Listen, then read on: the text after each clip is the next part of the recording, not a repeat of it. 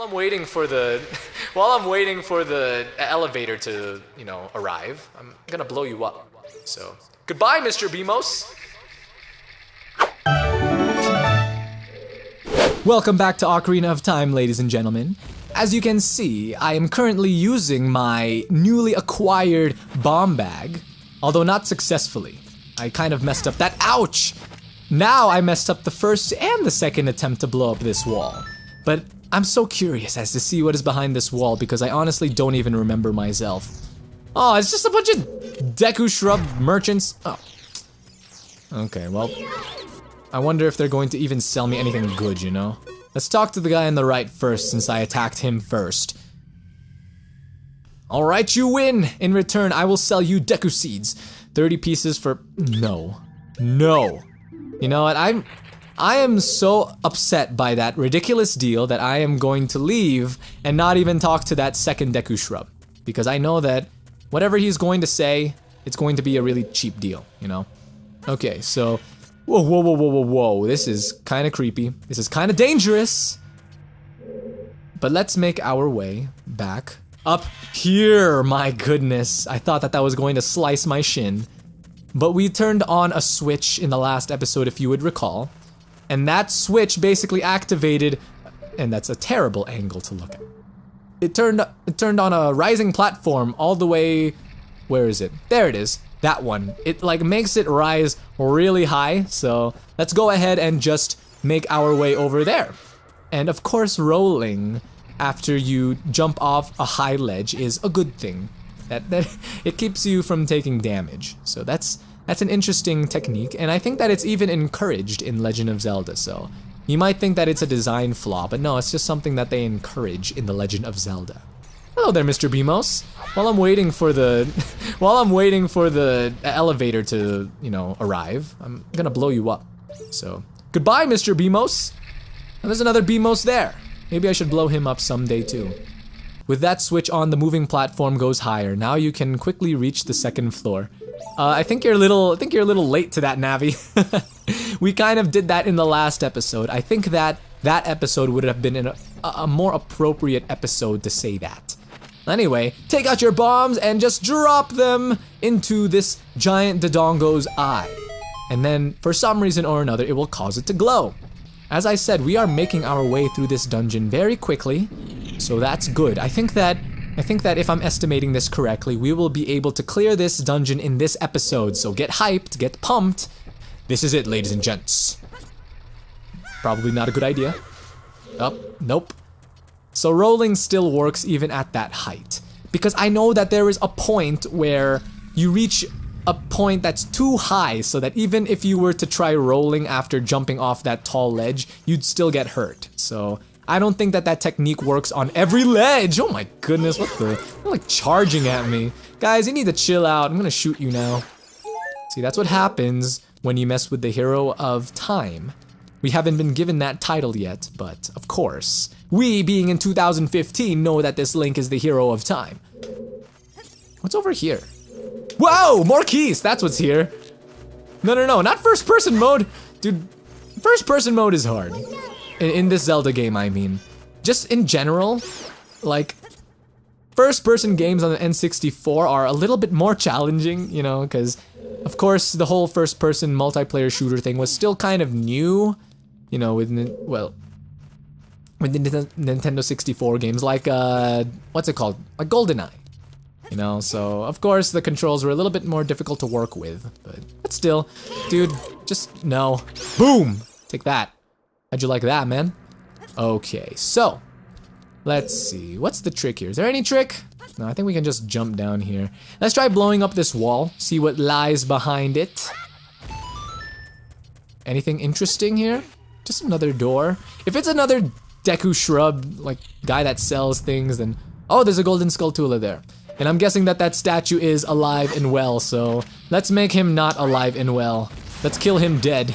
There you go. No, dude, back off. And I killed the Golden Skulltula behind him, though, so that's cool. That's a good thing. And we've got... What is this, our fourth Golden Skulltula? Oh no, I think we got 3 Golden Skulltulas in the Deku tree alone. He had golden skulltulas inside of him, and he didn't even know. And I didn't even get to tell him that because he died before I got to say anything, so that's a bit unfortunate. I'm afraid that there's some type of trick to this room that, of course, not a complicated trick. It's just that if I miss something, then you know it just makes things all the more complicated for me. Like especially when recording. You guys know that. You guys know me well enough to know that. So let's just drop this here, and I think that we're good to go. So let's just see if there are hearts in here. Ooh, yes, awesome. So we've got. Hello? There you are. So we've got a fairy. If he wasn't gonna come back, that would be a bit of a disappointment. You know what terrifies me though? Those pots that fly and charge at you. It's like one of the biggest what in the world moments that Nintendo kind of has done. It's like normally when you see pots, they're not really a source of refuge, but of course it's a source of help and support, right? Because you can find all different types of useful items inside of those jars. And then when the jar just suddenly charges at you, it's like, why? You betrayed me! But in all fairness, I'm pretty sure that the pot race, you know, the race of pots are really upset at Link because Link just keeps destroying all of those pots, you know? The running joke, of course, is that Link always enters people's houses and then just breaks stuff without even caring about the owners and all of that. So I'm sure that the pot race is pretty terrified and upset at this hero of time. Actually, the many Links that exist. Regardless of the Link you play as, he is always destroying jars and pots. Alright, let's make our way down to the boss of Dodongo's Cavern. Can you guess what type of boss it'll be? It's not a Deku. It's not a Zora. It's not a Goron, but it is a Dodongo. A giant one at that. Which is what this cutscene is trying to tell us, that this guy is giant. The Infernal Dinosaur! He's not just any Dodongo, but he is the king of all Dodongos. And he has been stuck here for years and years. If you would have noticed, there's no place for him to escape. Unless he knows how to climb. If he knows how to climb, then okay, that's cool. Just don't let him hit you. I mean, don't let him roll into you is what I was gonna say. Of course, with any enemy, you don't want to let him hit you. So it's not too bad. You just throw a bomb inside of his mouth while he is inhaling to, like, breathe fire. He's preparing for his exhale. He is inhaling and then exhaling, and then that is when you toss the bomb inside of his mouth. Excuse me. Oh boy, and he's just rolling around. It's like, come on. He's not even trying to fight me. What's he doing? Dude, it's like he lost me. He doesn't know where I am. Hello? I'm over here. King Dodongo, Infernal Dinosaur. I'm over here. Hello? Okay, now let's just meet him on this end then. If that's how he wants to play, you know, if he doesn't want to turn around, then fine. I'll meet him here. Man, this is like a lot of time wasted already. This boss could have already been done and over with, and I'm thinking of some Let's Players, some awesome Let's Players that play Zelda games, who have probably would have, like, cleared this boss by now. This episode is already at around 9 minutes, so we're making some good time. I love it.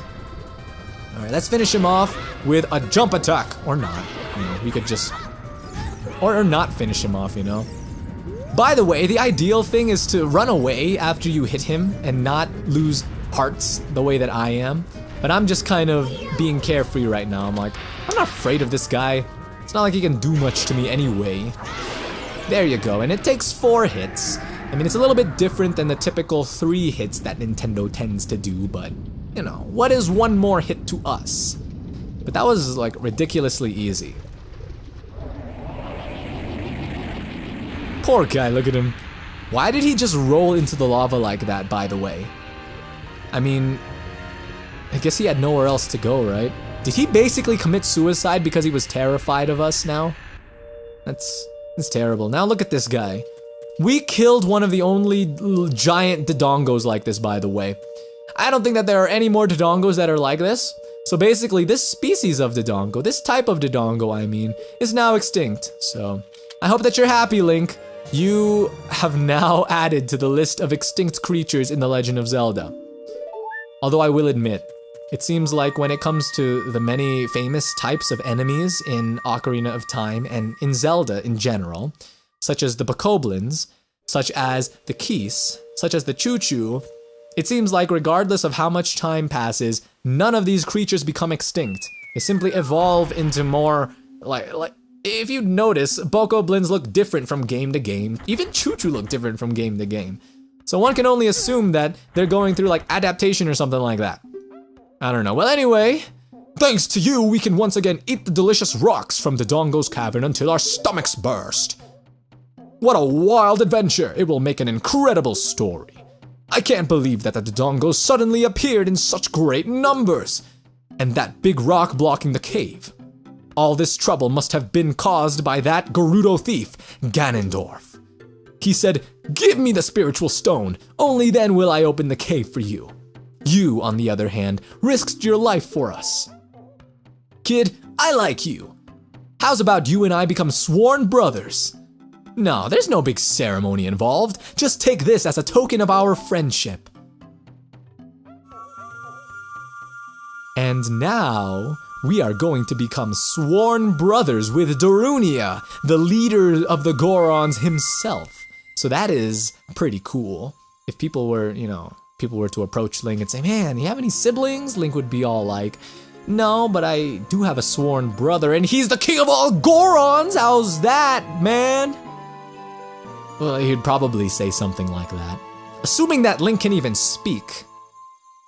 You obtain the Goron's Ruby. This is the spiritual stone of fire passed down by the Gorons. You don't know what he means by sworn brothers, but you've collected 2 spiritual stones. You have 1 more to find.